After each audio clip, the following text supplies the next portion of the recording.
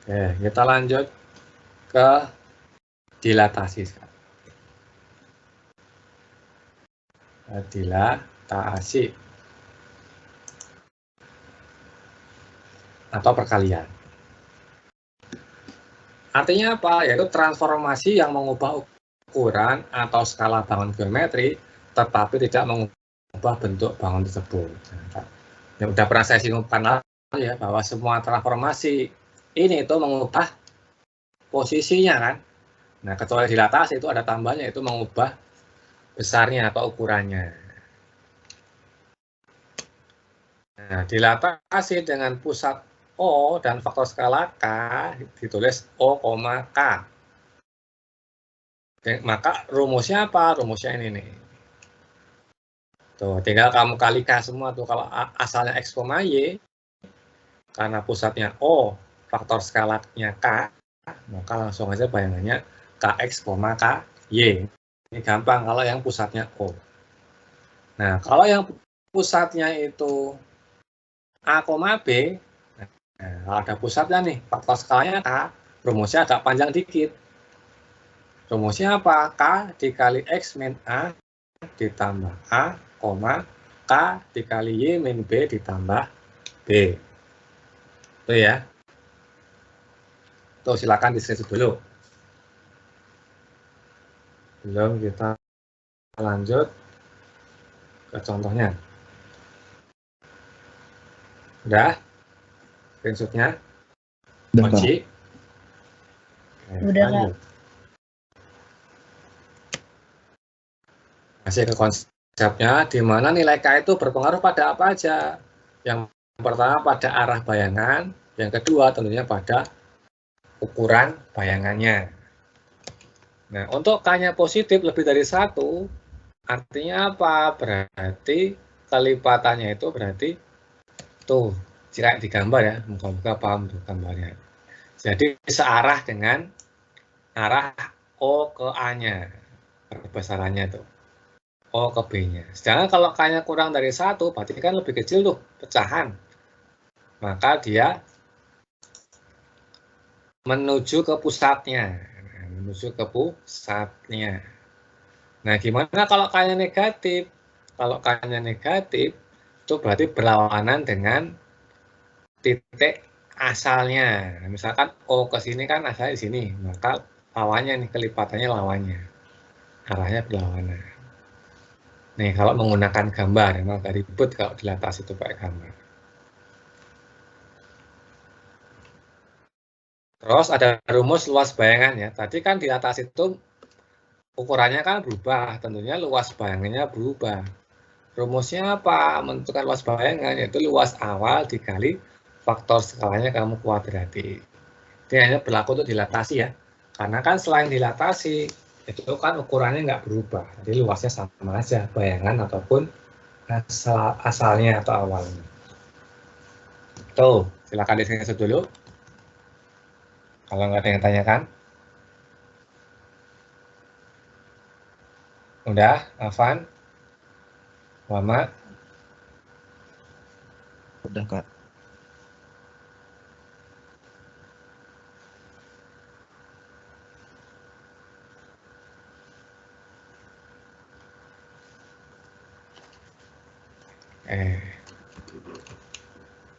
Lanjut, contohnya nih. Diketahui jajar genjang OABC dengan O-nya 0,0, A-nya 3,0, serta C-nya 2,4. Nah, ini B-nya belum tahu ya. Koordinat bayangan titik B oleh dilatasi pusat O dengan faktor skala 2 berapa? Berarti kita tanya dulu titik B-nya. Nah, kita gambar dulu titik B-nya kan. Kita gambar dulu. Kalau O-nya kan jelas 0,0, A-nya kan 3,0 situ ya. Kemudian C-nya dulu harusnya ya. B kita pecah di mana? C-nya kan 2,4, maka otomatis B-nya itu berarti 5,4 ya. Kan dari sini kan 3 nih, karena jajar genjang, maka dari C juga harus 3 nih, 2 tambah 3, 5. Karena O sama A udah sejajar, berarti B itu sejajar dengan C. Tuh. Maka dapat titiknya itu B-nya adalah 5,4. Habis itu kalau mau dipakai gambar menentukan bayangannya boleh juga, tinggal kamu kali 2 tuh. Ini kan yang O ke A itu kan 3 ya, 3 satuan kan, maka dikali 2 jadi 6 satuan ke kanan.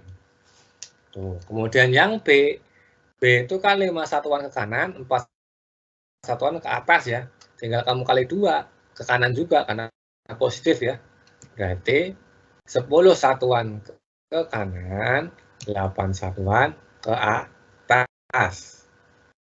Tuh, yang C juga sama, itu kan 2 satuan ke kanan, 4 satuan ke atas ya.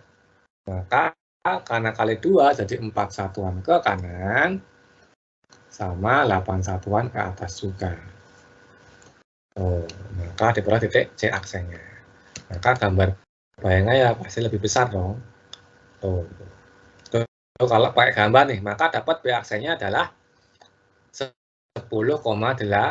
Sedangkan yang A sama C-nya bayangannya adalah 6,0 dan 4,8. Tuh, agak ribet kalau pakai gambar, tapi bisa juga sih.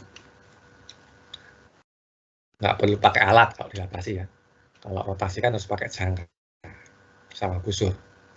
Nah, kemudian kalau pakai rumus, tapi nyari B-nya tetap harus kita gunakan gambar ya untuk memudahkan nyari nilai B-nya.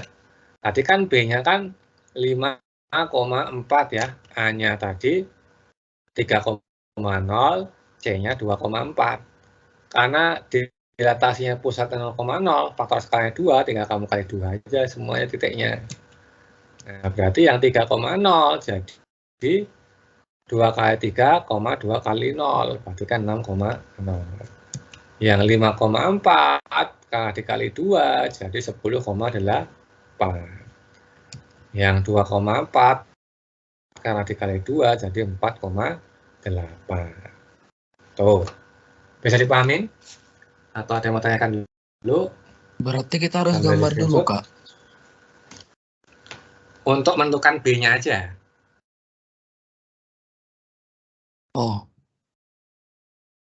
Kan ini B-nya belum tahu kan? Maka B-nya Iya. supaya kita tahu, kita gambar dulu. Tapi kalau kamu misalkan, kenapa sih? Enggak jadi, Kak. Nah, tapi kalau kamu misalkan logikanya apa? Tanpa gambar kebayang, nyari B-nya boleh. Tapi kalau kebayang ya. Tapi kalau nggak kebayang ya, paling gampang kita gambar dulu nyari B-nya. Nah, untuk mencari ini, enakan pakai rumus daripada pakai gambar kan ribet nih, harus langkah-langkah ini kan. Enakan pakai rumus, asalkan titik B-nya udah tahu. Itu. Ada lagi yang mau tanyakan? Yang lainnya udah jelas? Afan? Wama?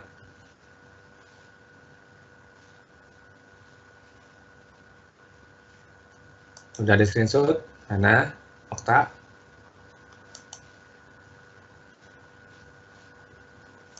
Sudah belum? Screenshotnya? Sudah. Oke, kita lanjut ya. Ke contoh berikutnya. Bayangan titik A 3,2 oleh dilatasi dengan pusat 5,1, yang sekarang pusatnya 5,1 nih. Dan faktor skalanya min 3 adalah aksen. Maka aksennya itu berapa? Ya udah.